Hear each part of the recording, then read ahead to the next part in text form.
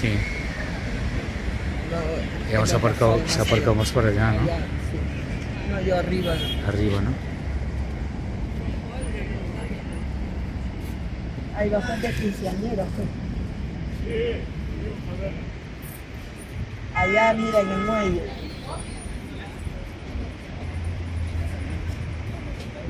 Están así vestidos de blanco, creo que son quinceañeros. Su Excelencia ha oficiado a las corporaciones y comunidades a fin de que el día inmediato después de la misa de gracias, que ha de celebrarse el domingo 29 en la iglesia catedral, presenten el debido juramento y puedan así consolidar la base de la independencia que debe ser eterna. La revisión, ¿no? Es una carta diciéndoles estamos enviando el documento, ¿no? Entonces es esto, el documento que le están enviando a San Martín, diciéndole que están haciendo caso a esta llamada que se había publicado en la Gaceta del Gobierno. Entonces, muy bien, tenemos el informe de remisión, pero además tenemos las juras, ya los documentos en sí. Si este es el informe de remisión, aquí fue enviado con este informe de remisión.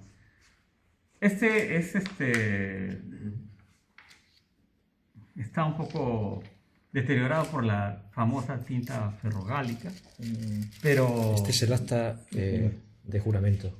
Sí, del Cabildo Eclesiástico. Ajá. A ver si le quiere tomar, yo luego paso la página. Entonces, tenemos esta.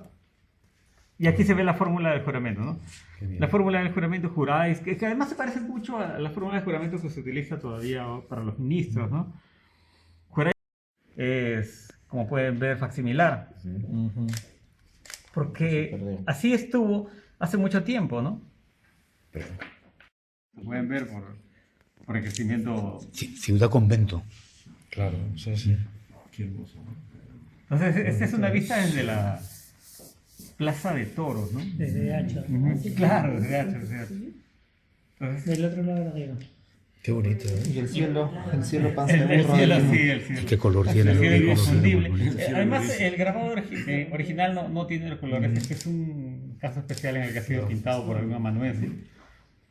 Y, por ejemplo, ese puente de piedra que todavía existe, ¿no? Duró más que algunos otros. Es que todo este tipo de cosas para hacer, qué sé yo, la historia del urbanismo Claro, en Lima. sí. De hecho, Mira cómo nace la ciudad.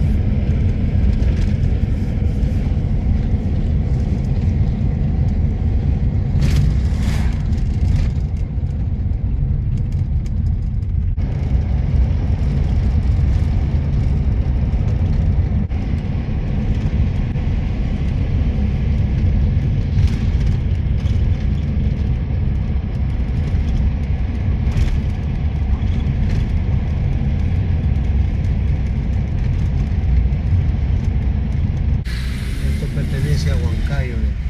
Eso es Huancayo ya, ¿no? Sí, Huancayo. Esta es la parte de entrada por el Capo Chipaca.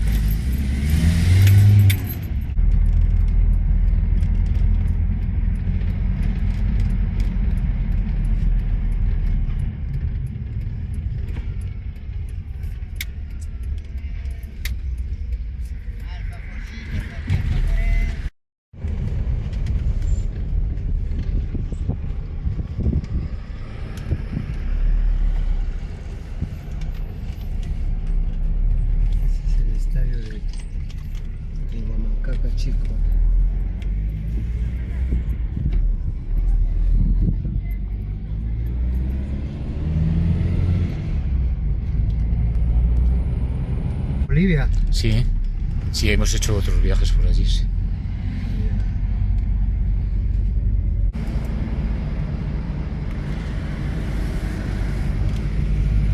Este puente se llama, hemos dicho, Comuneros 2. Comuneros 2. Puente Comuneros 2. Y hay Comuneros 1. Sí, ahí al otro lado, por ahí hacia. Para allá, ¿no? Ajá. Y hay otro puente. Ese Comuneros 1. Y por aquí entramos al centro, ¿no? Sí, al centro de histórico. Huancayo.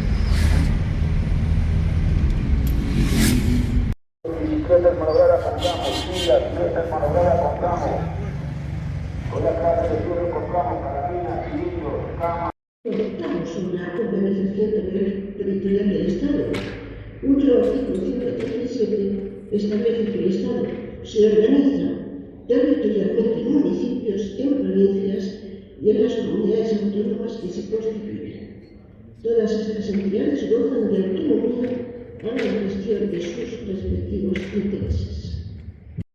Porque es una cosa bastante teórica, que no tiene nada que ver, digamos, con los sistemas bibliotecarios o con los problemas realmente que hay tanto en España como en Perú para la implementación de bibliotecas. Yo les vengo a hablar de la historia del libro y de cómo ha ido transcurriendo hacia la historia de la lectura. El programa finalmente, como han podido observar, a unos 20-25 minutos intentaré no sobrepasar esa duración. Yo me planteaba hacerles 5 preguntas o hacernos 5 preguntas en esta conferencia. En primer lugar, ¿cómo surge la historia de la lectura? ¿En qué disciplina de la historia del documento se enmarca la historia de la lectura? ¿Cómo se imprimía un libro en el antiguo régimen? ¿Qué fuentes hay para investigar la historia de la lectura? ¿Y qué supone hoy la historia cultural de la lectura? Esos eran los 5 interrogantes en los que yo inicialmente me iba a desarrollar. Intentaré ceñirme, como digo, pero aunque sea muy brevemente, a cada uno de ellos. ¿Cómo surge la historia de la lectura? Bueno, pues para ello nos tenemos que retrotraer hasta finales del siglo XIX, cuando impera en las corrientes historiográficas el denominado positivismo. La historia estaba enfocada esencialmente a la historia política. Lo único que importaban eran las vidas de los reyes, las guerras, los tratados. Es decir, la historia realmente que se escribía era la historia de las minorías dirigentes. Se trata, por tanto, de una historia positivista donde realmente lo que importaban eran los hechos y no tanto la interpretación de los hechos. Por tanto, solamente el hecho es válido. Posteriormente viene la Escuela de Anales, que es un desarrollo que se va a dar en Francia durante todo el siglo XX, y en 1929, de la mano de 2 grandes historiadores, surge la historia social frente a la historia política que se estaba haciendo hasta entonces. Digamos que se empieza a ver la necesidad de la historia social, es decir, que la historia no es la historia de los dirigentes, sino que es la historia de la masa social, es la historia del pueblo. Y es aquí cuando comienzan los primeros intentos de hacer lo que se denomina una historia total. Posteriormente, en la segunda generación denominada, a través de otro historiador, en este caso de influencia marxista, lo que predomina es la historia económica, y a partir de ahí también la historia demográfica. Pues en este caso, por ejemplo, nos referimos, por ejemplo, al desarrollo de número de hijos, los modelos de comportamiento, los patrones de conducta de las familias. Claro, todo eso nos lleva al desarrollo de la historia de las mentalidades. No se preocupen, que todo esto tiene que ver con lo que estamos hablando en este seminario. Y después, en la tercera generación de la Escuela de Anales, es una dirección ya compartida, hay un descenso de los temas socioeconómicos, hay un gran desarrollo de la denominada historia de las mentalidades. Y es aquí y surgen diferentes formas de hacer historia, y surgen nuevos temas. Surge la historia de la familia, la historia de la muerte, la historia del calzado, la historia de la alimentación, la historia de la vida privada, la historia de la lectura. Surgen nuevos problemas. No interesa tanto el libro en sí mismo como objeto, sino la lectura. es lo que se denomina la nueva historia, de una forma un tanto paradójica, ¿verdad? Es una expresión un tanto extraña, pero así se denomina, y es el desarrollo de la historia de las mentalidades. Bien, por tanto, como decía, es en esa tercera generación de la escuela de Anales cuando tiene lugar el desarrollo de la historia de la lectura. ¿Y dónde está situada la historia de la lectura dentro de un marco genérico que pudiéramos denominar la historia del documento? Bueno, pues yo he dividido, he segmentado la historia del documento como en 3 grandes parcelas. En primer lugar, aquella que denomina o aquella que considera el libro como una mercancía más, es decir, como algo que se compre y que se vende. Por tanto, ¿dónde encontramos las fuentes? Pues en los archivos notariales, en los libros de cuentas, en los registros de permisos de impresión. Claro, aquí los métodos históricos utilizados son tantos de la historia económica como de la historia social. Por ejemplo, el precio de los libros, pero también, por ejemplo, el desarrollo del oficio dentro de las imprentas, etc. En segundo lugar, la segunda gran parcela de la historia del libro sería aquella que está dedicada a la bibliografía material y técnica del libro, es decir, al proceso de fabricación del libro, a la realización de bibliografías científicas, es decir, análisis de las diferentes ediciones de un mismo libro. Ustedes a una mujer mayor que está intentando leer, ¿verdad? Se la nota que es una lectura que denominamos oralizante. Cuando las personas no tienen mucha facilidad de lectura, mueven los labios aunque lean en silencio. ¿Y qué puede estar leyendo esta mujer mayor? Pues posiblemente una lectura religiosa, una lectura bíblica. Por tanto, esta es una práctica de lectura muy diferente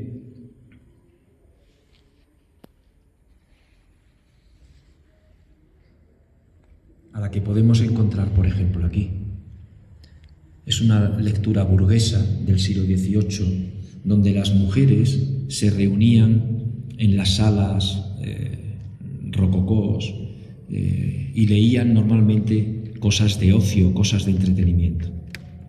Por tanto, bueno, yo me podría extender un poco más con todo este tipo de ejemplos, pero lo que intento decir es que la historia de la lectura también se preocupa de las prácticas de la lectura. Las declaraciones de los pasajeros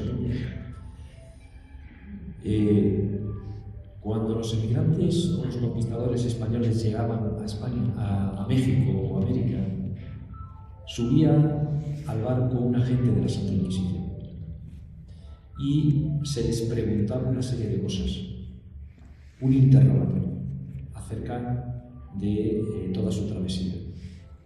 Una de las preguntas que se le hacía era qué habían leído durante su travesía. Todas esas preguntas están guardadas, muchas de ellas, en el Archivo General de la Nación de México. Por ejemplo, pues todas esas declaraciones de pasajeros habría que estudiarlas. Las relaciones de fiestas, los avisos, noticias y gacetas, las autobiografías.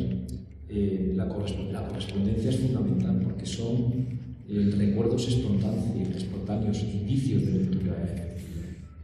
Por ejemplo, las memorias y relatos de viajeros. Los viajeros, cuando circulan por los diferentes lugares, a veces ven bibliotecas y hablan de las bibliotecas. Y son imágenes, digamos, elementos importantes porque describen bibliotecas, indicios de lectura, datos de censura.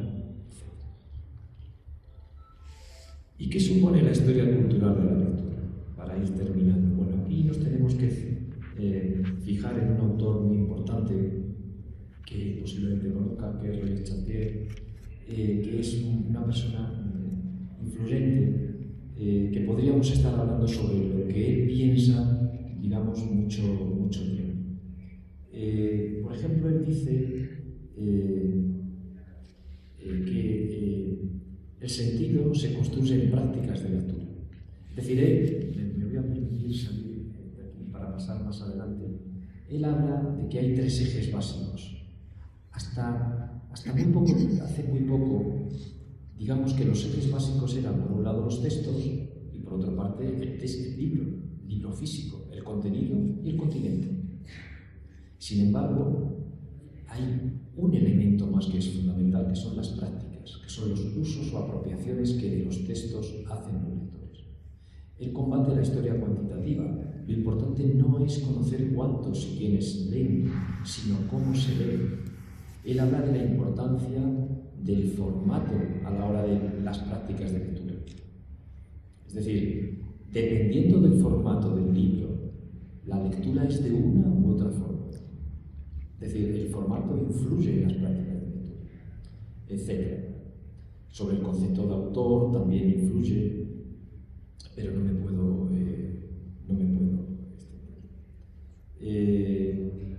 naturalmente, él habla también de qué está sucediendo hoy con la revolución digital de la lectura. Hay un desplazamiento del soporte. La lectura digital implica nuevos soportes, como ya sabemos, que alteran la relación tradicional con el libro impreso. La materialidad del texto cambia. No hay páginas fijas, no hay jerarquías tipográficas, hay flujos del texto y, naturalmente, hay una transformación de las prácticas de lectura. De una lectura, digamos, lineal de un libro, donde se capta plenamente el argumento y el relato, como se comenta ahora, como se dice ahora, la lectura digital es más bien una lectura fragmentaria, es más bien una lectura discontinua del hipertexto. Es el clic y el enlace lo que sustituye el pasar de la página, generando itinerarios que no los marca ya el autor, sino que los marca el lector. Se potencia, por tanto, una lectura extensiva frente a la lectura intensiva que posiblemente todos nosotros defendemos y que tenemos en nuestras cabezas. Hay una reconfiguración del autor. La figura del autor se difumina en la lectura digital. Los textos pueden ser modificados, compartidos, etc. Y hay un texto que es mucho más inestable. En el libro impreso, el libro estaba fijado en la edición concreta. En lo digital, el texto puede cambiar constantemente. Bueno, no me quiero, aquí contemplaba un cuadro comparativo entre las características de la lectura impresa y la lectura digital, pero no me quiero extender precisas del tiempo establecido, así es que, simplemente lo que quería era indicarles la importancia no tanto de la historia del libro como de la historia del lectura. Muchas gracias. Muchísimas gracias. Fuerte de voto de aplausos, por favor. Muchas bibliotecas, pues, entre comillas, por tal vez un liderazgo político de la autoridad local, un liderazgo mal entendido, ¿no? Desactivaron las bibliotecas, seguramente en muchas partes del mundo. Jauja tiene aproximadamente 34 distritos. Digo aproximadamente porque 33 son educativos y uno pertenece a Chanchamayo en el tema educativo, pero territorial políticamente son 34 distritos. De ellos solamente hay 4 bibliotecas distritales. O sea, 30 distritos han clausurado, han cerrado. Y como siempre se dice que el motor de desarrollo de una población es la biblioteca o es la escuela, en este caso la biblioteca pues está quedando, ¿no?, como un motor o apagado en algunos casos porque está la biblioteca con puertas cerradas. A través de esta estrategia denominada 30 minutos de oro para leer en familia, al encargado le pediría al técnico una revisión para decir pues que a través del fomento de la lectura tenemos nosotros que seguir apostando porque realmente cada población y especialmente los estudiantes dediquen su tiempo libre a este hábito positivo, ¿no? Considero yo, bien, mientras lo va conectando, de que una población va a salir de su situación de pobreza siempre y cuando también tenga un elemento de que la lectura sea una acción democrática, libre y que pueda cualquier ciudadano beneficiarse de eso. Bien, mientras va distribuyendo. Parte del inicio de esta exposición hacía referencia a un texto muy importante.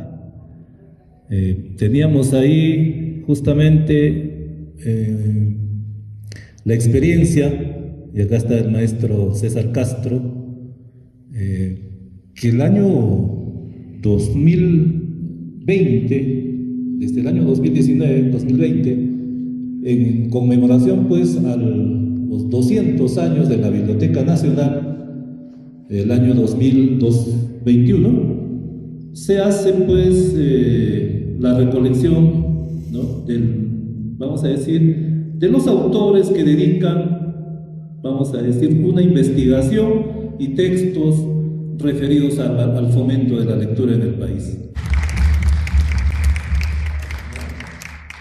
Bien, la Agencia del Mundo Docente, años atrás también, planteó una directiva. Nosotros ya no creíamos que solamente hay que sugerir que se lea. Hay que darle una palmada al estudiante y lee porque eso te va a hacer bien. Eso ya no estaba funcionando. Teníamos que plantear, organizar a las instituciones educativas para que dentro de ese espacio fuera de la escuela, en el espacio de tiempo libre, el estudiante pues debe aprovechar por lo menos en 30 minutos para dedicar al hábito positivo de la lectura, en una lectura que a él le agrade, en una lectura que a él le guste. Está nuestro distinguido ponente, el doctor que nos acompañó. Andalucía es un ayuntamiento de España, debe ser bien conocido, usted lo debe conocer. El año 2023, febrero, la responsable, la directora de educación, plantea pues la siguiente estrategia para mejorar las dificultades encontradas en el logro de aprendizajes. Y su planteamiento de este ayuntamiento en el tema educativo fue que el nivel primario, bueno, ya no le dicen secundaria, pero vamos a hacerle el símil, y el nivel secundaria, deben de leer obligatoriamente todos los días 30 minutos, ¿no?, de lectura diaria. Cuando en el año 2016 planteamos la estrategia 30 minutos de oro para leer en familia, todavía seguramente ni existían esas autoridades políticas en Andalucía, pero es una gran coincidencia, ¿no? Yo creo y tengo fe de que algunos han visto tal vez la propuesta humilde de Jauja, que tenía ya esa iniciativa. 30 minutos de oro para leer en familia, aprovechando el tiempo libre de los estudiantes para leer con el apoyo de los padres, madres, apoderados y mejorar sus competencias comunicativas. Lo trabajamos con el nivel inicial, primaria y secundaria. Nivel inicial, pero si inicial no lee el niño, pero papá y mamá le pueden leer todos los días antes de dormir un cuentito, hagamos pues que ese hábito lector desde pequeños los atrae, les dé el gusto. Pasan al nivel primario y en primaria empezamos a trabajar. No en la escuela, no hay tiempo en el horario lectivo. Eso es forzar, eso es cansar al estudiante. Yo le pregunto a todos ustedes, ¿no? Hemos sido estudiantes en algún momento. Salíamos al recreo y algún colega dijo, pues hay que poner el kiosco lector. Salen al refrigerio y van a ir a leer ahí. La carretilla lectora, la pared lectora.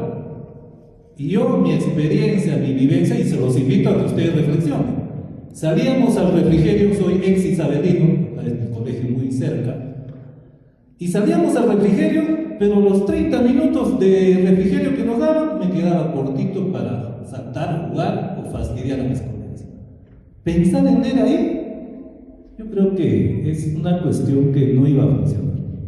Y el tiempo nos dio la razón. Se plantearon, a la par que esta estrategia, propuestas como el kiosco lector, la carretilla Castro, es un orgullo para la región central, está dentro de ese grupo de autores que han publicado pues, este texto, su texto, es un conjunto de autores que han sacado pues, una colección por los 200 años de la Biblioteca Nacional del Perú. Está disponible virtualmente y todo. Y ahí, y siempre le vamos a agradecer, ha tenido pues el ojo experto de haber detectado en esta estrategia trabajada en la provincia de Chupaca. Ojo que se va trabajando a nivel de muchas provincias en la región Junín, pero es la experiencia que cuenta es de haberlo visto en Chupaca. Jauja lo trabajamos igual en las zonas rurales, pero entendemos también que el maestro César más está por Chupaca que por Jauja. Lo vamos a invitar a que vaya en la época de la Tunantá, más que todo, porque también se va a deleitar con nuestra representación cultural. Y en este texto, como digo, hace referencia a esta estrategia y le da este título a su texto, ¿no? Una silenciosa revolución. A veces cuando escuchamos y me preguntan a mí por el texto, alguno lo entiende, oye, es un medio subversivo o algo así, pero yo creo que está entendido en lo que significa pues esta expresión de la revolución. Realmente, con esta estrategia hemos visto que en las zonas rurales de Jauja y seguramente a nivel de la región, y por qué no a nivel nacional, esto funciona. El estudiante pobre o extremo pobre puede hacer una revolución en su vida y salir de esa condición a través del hábito lector. Eso lo hemos visto y ha demostrado. Nosotros no venimos a experimentar este año, ya lo tenemos trabajando desde el año 2016. Y como digo, Andalucía el año 2023 coincide enormemente con nuestra estrategia y plantea que hay que mejorar, pero ellos, miren, no tienen el temor de hablar, obligatoriamente tienen que leer 30 minutos diarios. Cuando aquí trabajábamos con directiva, teníamos muchos ataques en el sentido, no, están obligando a ustedes. Yo creo que queda claro que al pobre o extremo pobre le podemos ayudar organizando bien su tiempo libre. Su libertad está en elegir el texto que quiera leer, pero no en decir, no, yo no quiero leer, yo no puedo o no me interesa leer. Ahí está el título de 30 minutos de oro. Es el pobre que a su tiempo le va a dar un valor y convertirlo en oro, porque su preparación de pequeño, de niño, hacia el futuro, como un futuro profesional, si tiene ese hábito formado, ¿no?, incorporado, va a ser pues fácil el logro de sus anhelos en la educación superior.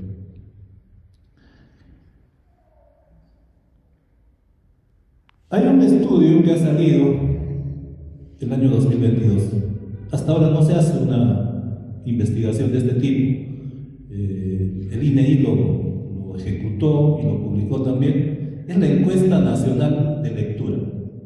Y después el modelo clásico que todos nosotros conocemos y el modelo, digamos, posthistorial o más vinculado a la archivística postmoderna en el que estamos inmersos. Por favor. En el primer momento vamos a intentar resumir cada una de estas etapas muy brevemente para no sobrepasarnos del tiempo previsto.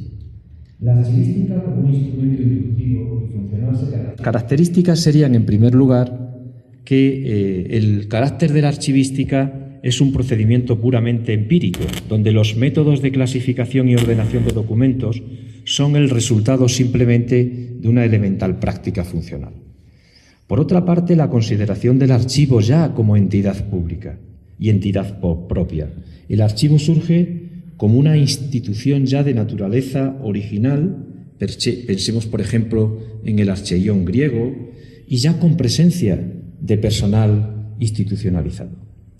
En tercer lugar, una tercera característica sería la condición del archivo como agente de la función administrativa. Es decir, los archivos existen fundamentalmente para el valor probatorio del documento. Cuando se hacen las primeras sociedades sedentarias, cuando empieza a haber las primeras propiedades, es cuando realmente hay que determinar si esto es mío o esto es tuyo. Y es a partir de ahí en el momento en el que surgen los documentos como valor probatorio. En cuarto lugar, ya aparece en esta etapa el concepto de archivo público, no solo en cuanto a sus propietarios, sino también en cuanto a la noción de conferir fe pública de los documentos. Es decir, el archivo, en consecuencia, es un testimonio de la gestión y también soberanía de las diferentes atribuciones.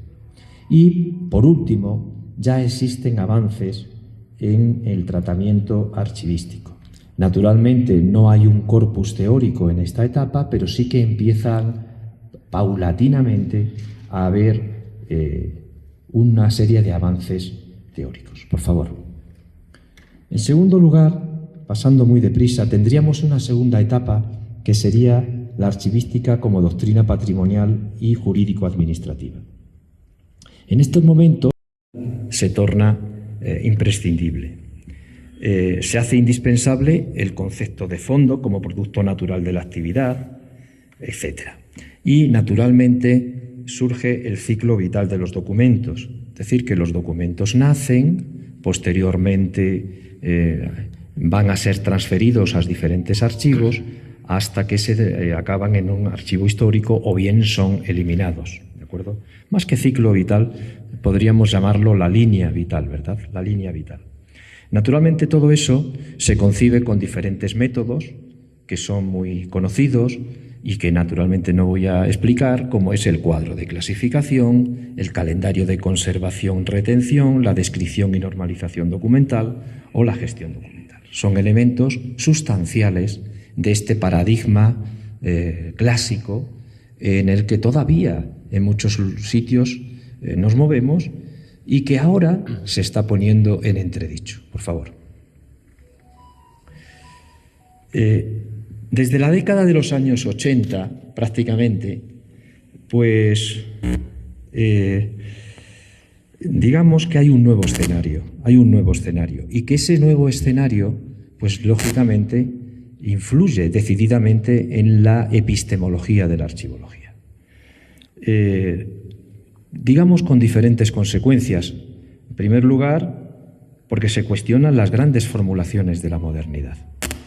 Y, naturalmente, se van a, digamos, a plantear dudas sobre los grandes principios epistemológicos del paradigma clásico o del modelo científico clásico anterior.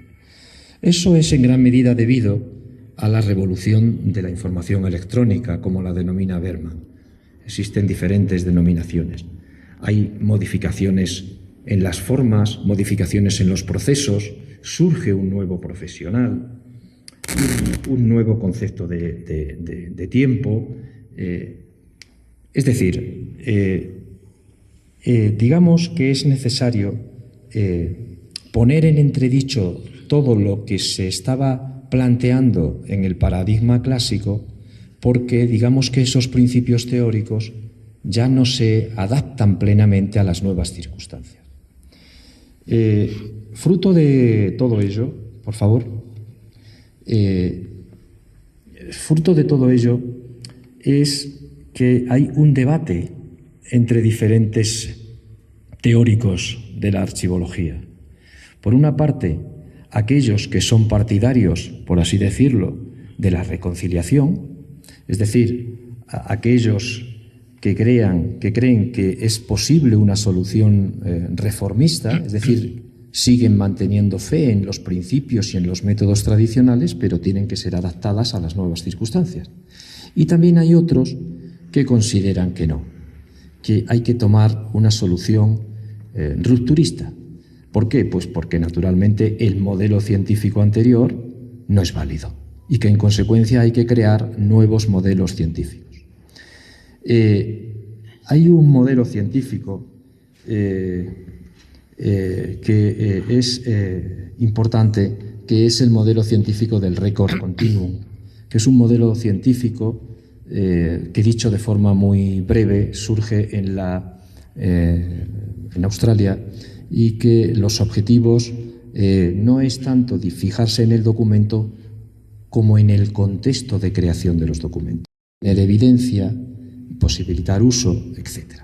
Son nuevas circunstancias, y en donde las nuevas circunstancias importan más algunos elementos, como por ejemplo la valoración frente a otras operaciones o la creación de nuevos modelos de registro de gestión de documentos. Por favor.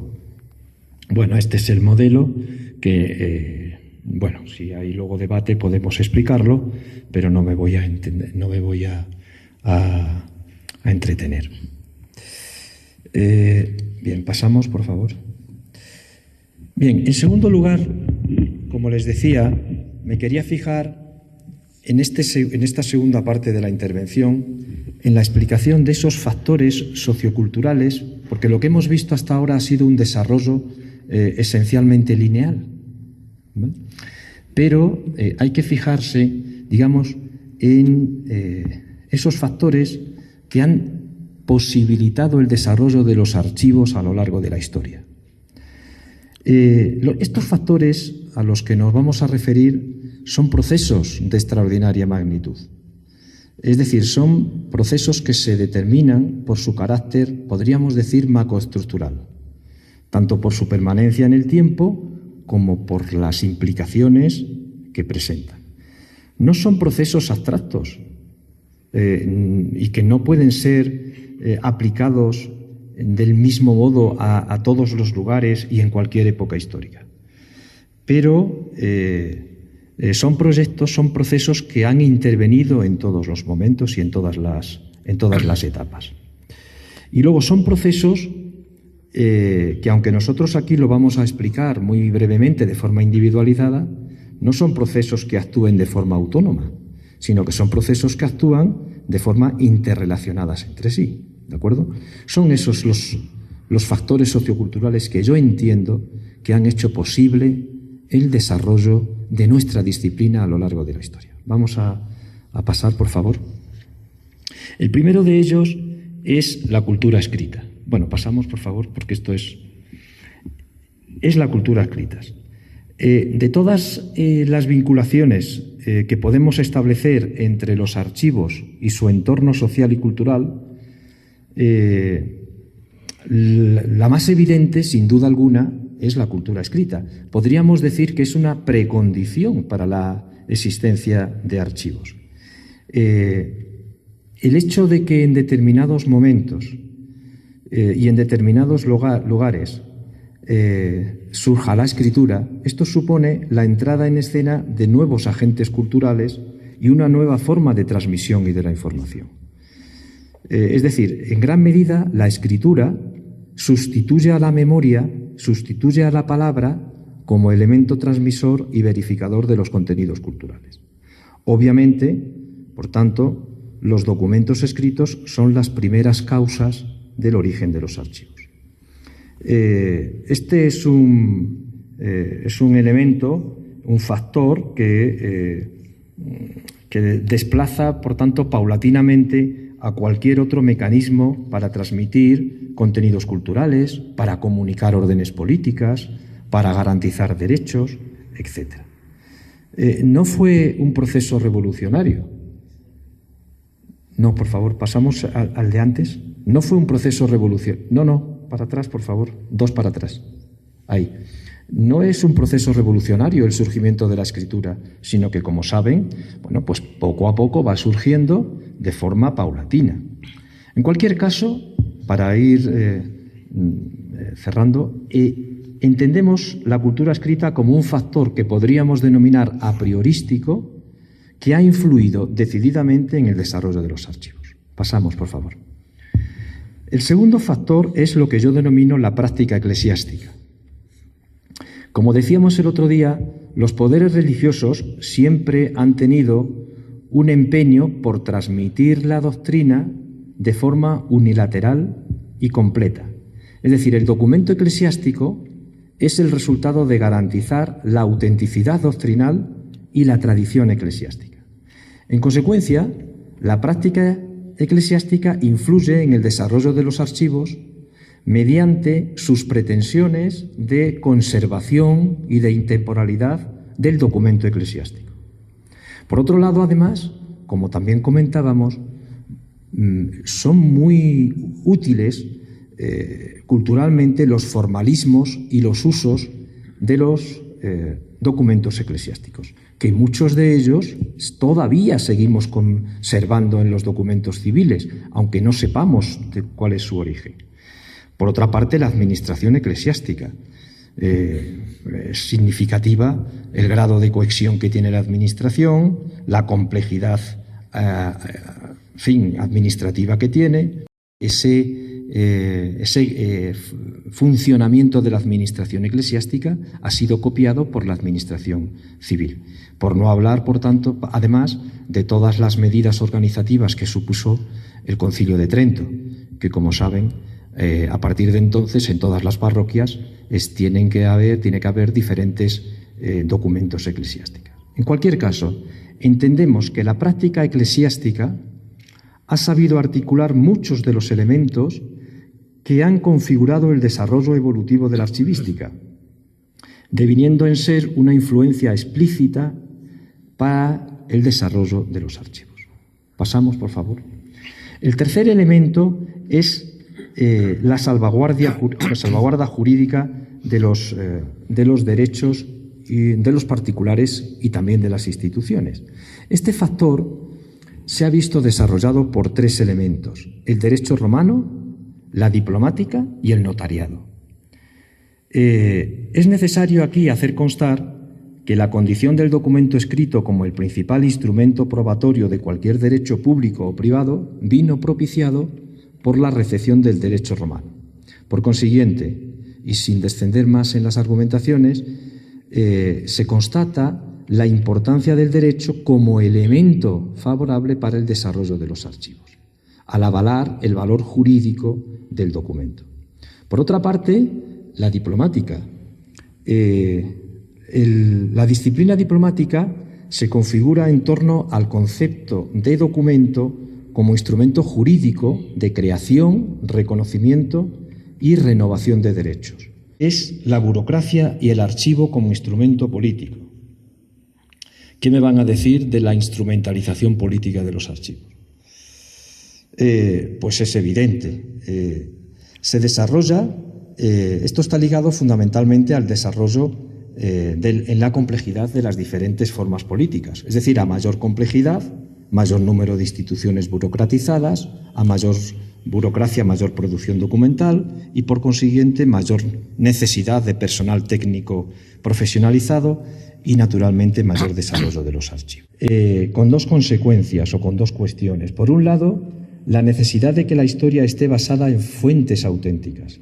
Es decir, la concepción empirista de la historia convertían al documento escrito en protagonista del trabajo del historiador. Por tanto, el documento de archivo se comporta como un instrumento verificador del discurso histórico. Y una segunda cuestión, la historia como instrumento de carácter cultural y político. El cuestionamiento, por ejemplo, que hoy se está haciendo sobre los documentos entraría dentro de desde la corriente posmodernista o de la poscustodial, entraría dentro de este factor. En consecuencia, lo que venimos denominando como memoria histórica requiere ineludiblemente de archivos para cumplir sus objetivos y, por tanto, la memoria histórica también es un factor sociocultural para el desarrollo de la archivística y el desarrollo de los archivos. Y por último está la función informativa. Vamos a esquematizarlo mucho. En primer lugar, cabe decir que mediante esta función quedan unificadas las mencionadas función jurídica y de garantía de derechos y la memoria histórica. Y por otro lado, entiendo que son características de esta función la percepción integradora de la archivística, la vinculación tecnológica, las modificaciones en la administración, la necesidad de la gestión de calidad o los nuevos desafíos informativos en los que estamos inmersos. Bien, pasamos. ¿Cuáles son, por tanto, podríamos decir, los retos nuevos en los que nos encontramos? Pues, en primer lugar, la reconstrucción teórica. Es necesario que todos hagamos un esfuerzo por reconstruir teóricamente la archivística. porque estamos en un modelo que se inclina por la, podríamos decir, heterogeneidad, por la deconstrucción de las ortodoxias anteriores, por poner en entredicho todo lo que antes estaba absolutamente claro. Ello obliga a seguir revisionando conceptos como la neutralidad de los archivos, la complejidad del contexto, etc. Por tanto, creo que uno de los retos que tenemos en nuestra disciplina en este momento es la reconstrucción teórica. En segundo lugar, el método. Claro, toda la teoría sirve para aplicarla. Para ello tenemos que tener un método y ello también implica reformas, renovaciones, fundamentalmente en dos aspectos, diría yo. Por un lado, la valoración. ¿Por qué? Pues porque se trata de una de las piezas angulares del nuevo modelo científico. No se trata tanto, como decíamos el otro día, de determinar el valor para la investigación, sino de seleccionar aquellos documentos que representen la sociedad que los genera. Y en la preservación es necesario que en los nuevos tiempos, en fin, aseguremos la preservación de los documentos electrónicos. En tercer lugar, el profesional. Estamos en una época y en un momento de gran impacto. Es un reto para la profesión, pudiendo ser un elemento clave para la concreción de un nuevo profesional. Por tanto, es una nueva oportunidad que se nos presenta, porque ahora más que nunca yo creo que nuestra disciplina puede situarse en una posición, podríamos decir, estratégica para la verificación de los gobiernos democráticos, de la transparencia informativa, etc. Cuarto lugar, el lenguaje. El otro día hubo una pregunta a mi colega Alfonso acerca de la terminología. Es que es un verdadero problema el que tenemos en nuestra disciplina. No todos entendemos lo mismo con los mismos términos, ni siquiera en Europa. Cuando los italianos hablan de ordinamiento, por ejemplo, no se refieren a la ordenación, se refieren a la clasificación, etc. Es decir, es necesario empezar a crear esta nueva construcción teórica por el principio. ¿Y qué es el principio? El lenguaje. Tenemos que tener un lenguaje unívoco y esto a veces es complicado. Y por último, el poder. Se entiende que el poder de los archivos es extraordinario, el poder de la memoria y también el poder del contexto. Pasamos a la última. Como conclusión, en mi caso, decir que no estamos en un momento, por así decirlo, digamos, complicado por las incertidumbres en las que nos encontramos, y decirles que podríamos debatir sobre ello, yo no soy partidario de hacer tabla rasa del pasado. Me sitúo en aquellos que consideran en una solución reformista y no rupturista. No creo que todo lo que hayamos hecho hasta ahora no se adapte. Que estamos en un sistema de oportunidades extraordinarios, con nuevos especialistas en el ámbito de la información relacionados con su almacenamiento, transmisión y tratamiento. Pero eso sí, el otro día hablábamos en la mesa redonda sobre la importancia de los planes de estudio. Esto conlleva riesgos. El mayor de ellos es la absoluta transversalidad en la que nos encontramos inmersos. Pero no podemos, igual que antes, digamos, corríamos el riesgo de que nosotros fuéramos sustituidos por historiadores, hoy corremos el riesgo de que acabemos sustituidos por informáticos o por personas especializadas en inteligencia artificial. Que no se nos olvide que nosotros tenemos un fin, y un fin que sigue manteniéndose, y que pensamos en el usuario y que la documentación llegue plenamente organizada. En fin, esta es más o menos la aventura de la archivística desde los primeros momentos hasta hoy. Muchísimas gracias.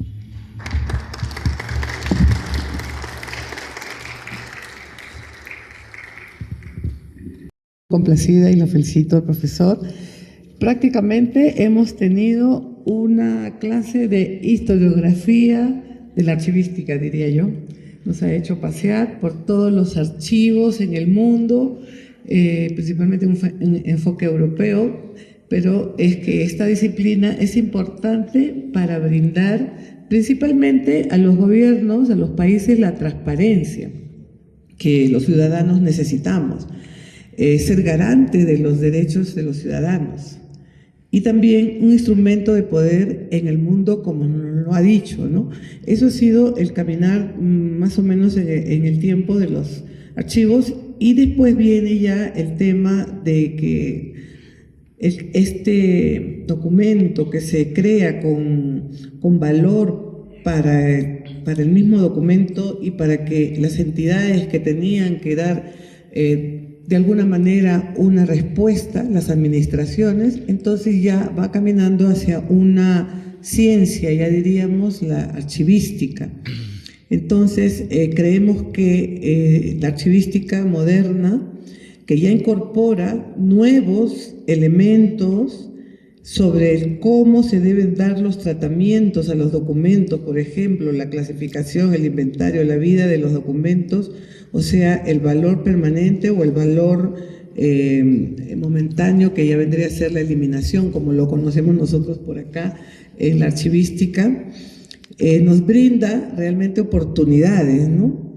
La archivística en la actualidad se concentra en un nuevo paradigma, momentos de cambio, de nuevas tecnologías, pero no deberíamos de tenerle cierto temor, sino más bien al contrario, ¿no? Tenemos que afrontar este cambio, ¿no? Lo que ya venía en el Perú dándose, la transformación digital, y que no es más que del documento en papel, que ya lo manejamos nosotros los archiveros, en sus archivos, puede ser archivos de gestión o archivos históricos, que va a pasar todo, o en todo caso, de lo último, de la última etapa de las tecnologías a lo que es el archivo digital. No hay que tenerle miedo, nosotros como Archivo General de la Nación estamos trabajando en eso. Yo creo que tenemos, en dos palabras finales, por un lado riesgos, sí, como todo, hay riesgos, tenemos que trabajar de la mano con las normativas, con el sistema, y también hay retos que se nos vienen, ¿no? Como archiveros, como gestores de los archivos y de la información en general, porque a las finales todo esto se convierte en datos, ¿no? Entonces, bueno, vamos a brindarle nuevamente un aplauso a nuestro profesor, el doctor Vivas, los profesionales de la archivística también, personas que trabajan años en los archivos. En este caso vamos en la primera presentación, no sé si pueden ir colocando por favor, la presentación de la profesora Magíster Marlene Rodríguez Francia del Archivo General de la Nación. Vamos a desarrollar este conversatorio en dos momentos. La segunda presentación va a ser del doctor Luis Calderón Yachachi del Archivo Regional de Junín. A cada uno le vamos a dar un tiempito, digamos, adecuado, unos 20 minutos para exponer su parecer sobre el tema del Sistema Nacional de Archivos, y retomando pues las palabras del profesor, que aquí lo que se va a ver ya es más que nada el método, o sea, las normativas, ¿no? Cómo es que está organizado el Sistema Nacional de Archivos en el Perú. Bien, si no hay alguna pregunta para el profesor. Sí, bueno, muchas gracias. Sí, estoy plenamente de acuerdo. Es decir, naturalmente, el nuevo modelo científico se adapta a la documentación electrónica. Obviamente no es adaptable a la documentación histórica que ya está ubicada en los archivos históricos. Ahora bien, pensemos que mucha de la documentación electrónica que ya desde hace algunas décadas surge puede acabar siendo documentación evidentemente muy importante de carácter cultural. Y es ahí donde nos encontramos el problema. Es decir, no solamente es válida para la documentación administrativa, porque ningún documento nunca ha nacido para ser documento histórico. Todos los documentos cuando nacen tienen una validez activa, una validez administrativa. Por tanto, la diferencia estriba en que ya el documento no va a pasar por distintas fases, no va a tener ese ciclo vital en el que nos encontrábamos, sino que se va a evaluar, digamos, donde los conceptos de tiempo y espacio desaparecen. Y eso conlleva, naturalmente, un nuevo modelo. Pero sí, estoy de acuerdo. Naturalmente, la documentación ubicada en los archivos históricos pues, de los siglos XIX, del siglo, evidentemente, se tiene que seguir adaptando al paradigma tradicional, o al paradigma, al modelo clásico, por así decirlo. Bien, muchas gracias. Y ya, empezamos. Bien, entonces, bueno, sí, también coincido con el profesor. De todas maneras, yo creo que la informática o las tecnologías no van a hacer que desaparezcan los archivos históricos. Al contrario, creo que vamos a convivir con ellos por mucho tiempo, ya que los tenemos acá en el Perú desde 1533, tenemos los archivos más antiguos. Incluso también tenemos los quipus que se han declarado ya patrimonio cultural documental, porque en ellos también se guarda información administrativa, como decía, contable, ¿no? Los quipus peruanos. Bien, bueno, vamos a pasar a la siguiente mesa, si no nos alcanza el tiempo. Yachachi, porque acabamos de... Luis Calderón Yachachi es profesional en educación de la Universidad Nacional del Centro del Perú. Ocupa el cargo de director del Archivo Regional de Junín desde noviembre de 2023 a la fecha. Ha desempeñado cargos como gerente en la Municipalidad Distrital de Colcabamba, en Huancavelica, y en la Municipalidad Provincial de Chanchamayo, en Junín. También ha sido funcionario en la Municipalidad Provincial de Chupaca, Junín. Bueno, él nos va a hablar, se va a referir del Archivo Regional de Junín. Le damos fuertes palmas, por favor.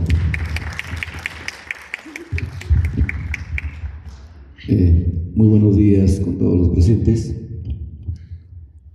Saludar y dar la bienvenida a la magíster Graciela Rengifo, jefe institucional del Archivo General de la Nación. Igualmente, dar la bienvenida al doctor Agustín Vivas Moreno, bienvenido a Huancayo, región Junín. Asimismo, felicitar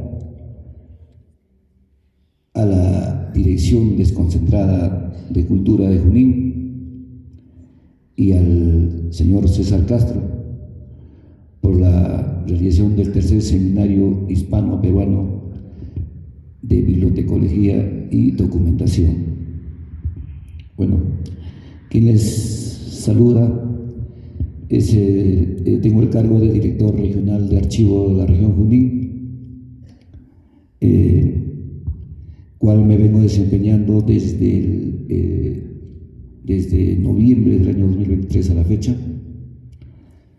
El regional de archivo de Junín depende funcionalmente de la AGN, del Archivo General de la Nación, pero sin embargo dependemos administrativamente, presupuestalmente del gobierno regional de Junín.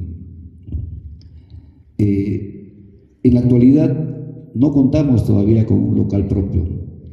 Nos encontramos ubicados en San Carlos, que se encuentra acá afuera de la ciudad, pero sin embargo ya se está gestionando o ya se ha saneado el terreno para poder construir un local propio, el cual tiene una dimensión de aproximadamente 3.000 metros cuadrados.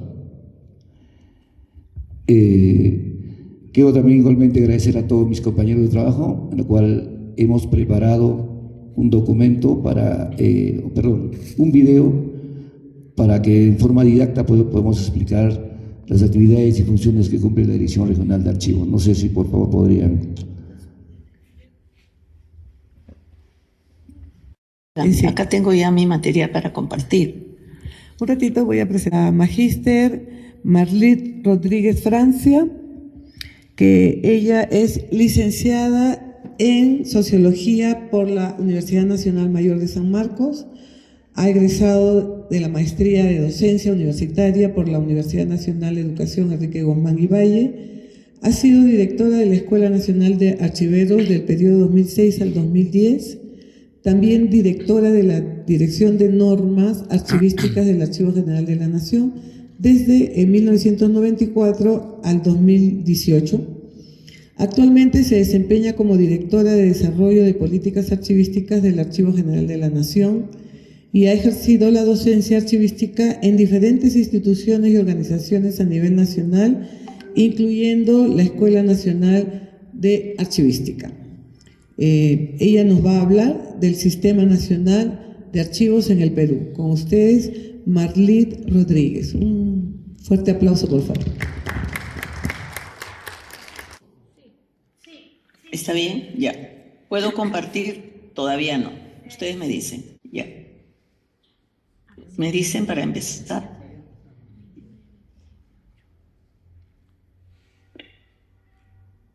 Buenos días con todos.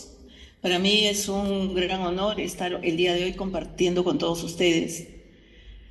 Un agradecimiento especial a los organizadores, a los ponentes y a todos los participantes de este tercer seminario hispano de bibliotecología y documentación. Un saludo especial al doctor Agustín Vivas Moreno, al doctor Alfonso López Yepes y al doctor José López Yepes, que desde algún lugar hermoso nos debe estar mirando, debe estar muy contento, porque estamos celebrando por tercera vez este seminario hispano-peruano de bibliotecología y documentación. Estuvimos con ellos en el primer seminario que se realizó en Lima, en el segundo seminario que se realizó en España y ahora nuevamente nos volvemos a reencontrar. Vamos a hablar sobre el Sistema Nacional de Archivos en el Perú, la realidad archivística y algunas proyecciones. Como todos bien saben, el Sistema Nacional de Archivos en el Perú está dirigido, es responsabilidad y es también el ente rector, el Archivo General de la Nación, quien tiene injerencia a nivel nacional, a nivel de Lima Metropolitana y a nivel regional a través de los archivos regionales que operan en todo el país.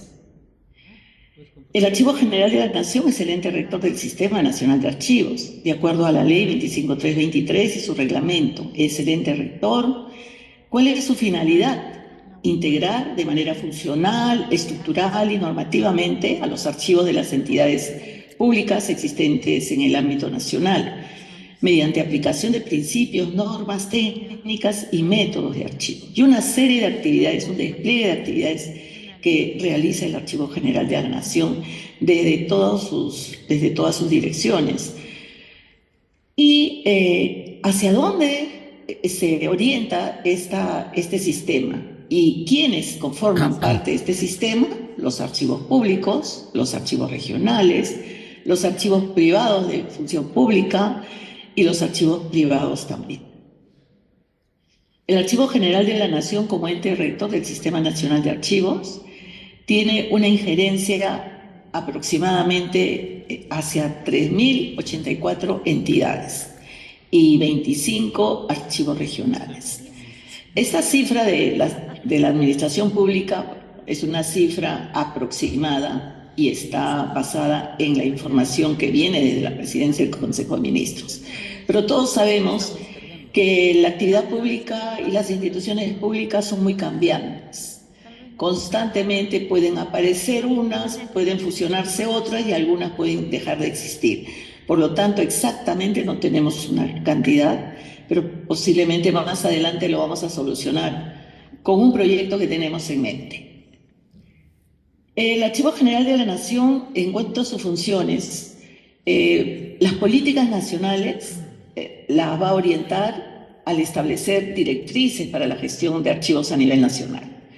También a través de las normas que están formuladas especialmente para estandarizar la práctica archivística en el sector público.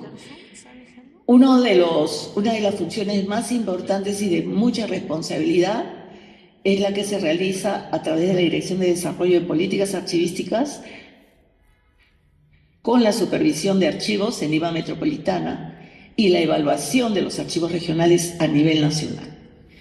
Se constata el cumplimiento de normas, es decir, hay que asegurar que las normas se puedan entender en primer lugar y se apliquen.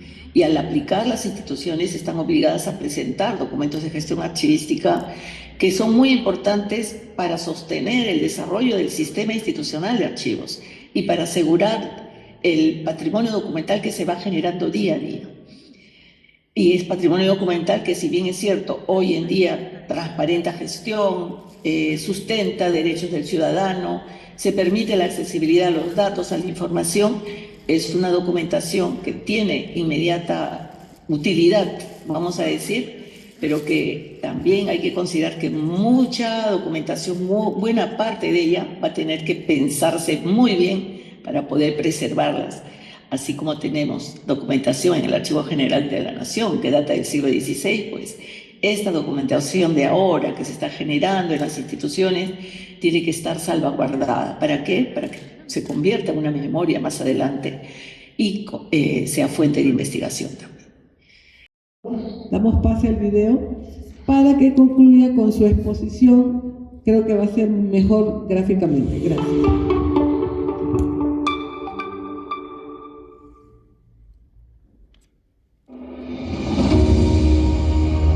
Dentro de estas estanterías se encuentra parte de la historia de Junín. Dentro de estos fondos documentales se halla quizá la actuación legal de nuestros abuelos que en su momento adquirieron una casa o un bien. Tiene el registro de los nacimientos, matrimonios o defunciones de muchos de nuestros familiares y los procedimientos judiciales de más de 4 siglos, los cuales son resguardados por el Archivo Regional de Junín. Nuestra institución es el ente rector del Sistema Nacional de Archivos en el ámbito de Junín, creada hace 47 años y próxima a cumplir sus bodas de oro. Salvaguarda, conserva y pone al servicio a la población el patrimonio documental del centro del país. Hasta hoy se ha logrado rescatar una valiosa documentación que se remonta a los albores del siglo XVII hasta el año 2003. Más de 2 kilómetros de documentos tan valiosos que ha despertado el entusiasmo de muchos investigadores nacionales e internacionales. Hoy conoceremos de cerca el Archivo Regional de Junín, que en base a la documentación que conserva brinda servicios a la población de Junín. Acompáñenos en este viaje a través del tiempo, donde las páginas amarillentas se convierten en ventanas al pasado que nos hacen entender la importancia de esta institución. La Dirección Regional de Archivo de Junín es el ente rector del Sistema Nacional de Archivos, cuya función específica es la de salvaguardar y custodiar los documentos más importantes de la región Junín. Nuestra institución brinda servicios a partir de los documentos archivísticos que salvaguarda. Uno de ellos, el repositorio notarial, donde se encuentran los procedimientos de los exnotarios fallecidos o cesados de la ciudad de Huancayo y otras provincias de la región y de otros departamentos, como es en el caso de la provincia de Huancavelica. Aquí también se encuentran los libros duplicados del registro civil, es decir, nacimientos, matrimonios y defunciones emitidas por las municipalidades provinciales y distritales. Asimismo, se cuenta con el Fondo Documental de la Corte Superior de Justicia de Junín, del cual se custodia expedientes judiciales. De toda la documentación archivística, destacan los documentos históricos que han sido elaborados hace más de 300 años, la misma que reflejan nuestra identidad. Los fondos documentales que conservamos tienen un gran valor y son requeridos para muchos procedimientos legales y se inician con una solicitud y pago del arancel correspondiente para expedir a los usuarios interesados una copia con valor legal. Nosotros no expedimos copias, lo que nosotros es que damos fe de la existencia del instrumento público dentro del acervo de los exnotarios. Los archivos notariales es un área donde se custodia generalmente el derecho a la propiedad, que está plasmado en documentos que se denominan instrumentos públicos notariales. Aquí custodiamos en el fondo documentario de 62 exnotarios. La mayoría, en el fondo documental, son escrituras públicas, pero también tenemos un tomo de testamentos, ¿no? El usuario tiene que rellenar una solicitud adjuntada por una declaración jurada. Una vez que lo haya rellenado eso, adjunta unos ciertos requisitos, ¿no? que están en mesa de partes. En este caso, el usuario está buscando del ex notario Armando Segarra Niño. Lo buscamos de acuerdo a la fecha y su nombre, ¿no? Este notario tiene su índice y nos hace algo mucho más fácil la búsqueda. Entonces, buscamos por fecha y si coincide con sus nombres, procedemos a sacarle una copia.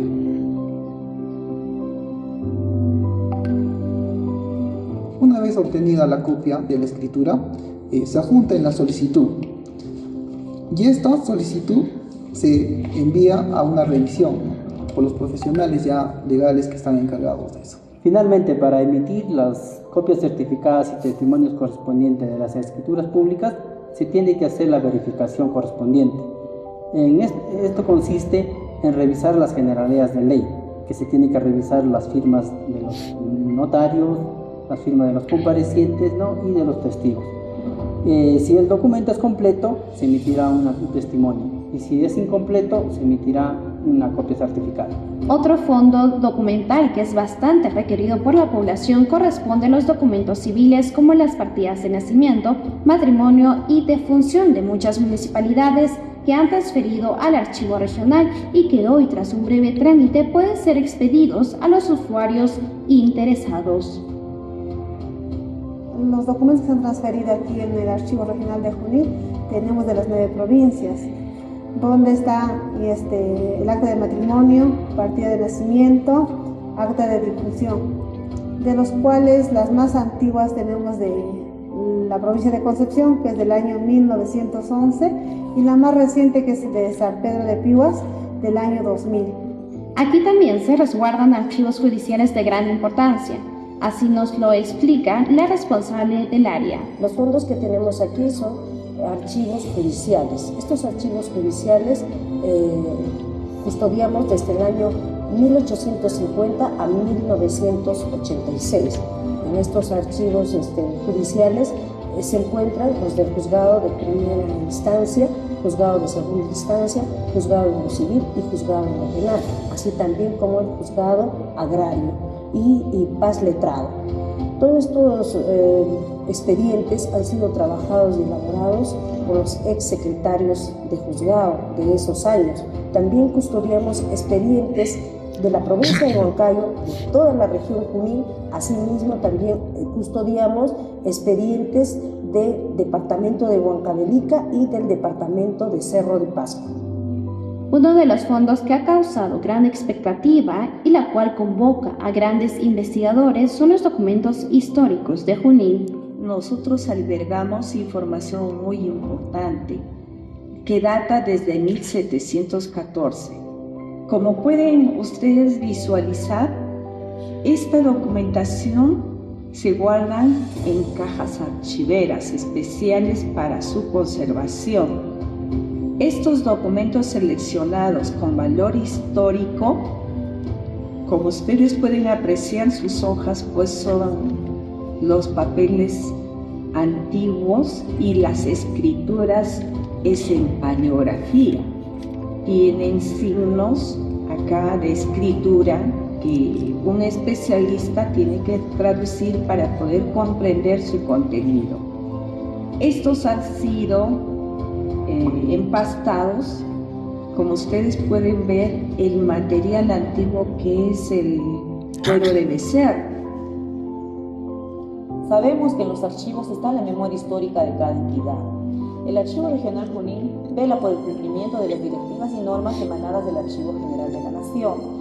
Para ello hacemos labores de supervisión, capacitación y asesoramiento a los archivos del sector público de la jurisdicción de la región Junín.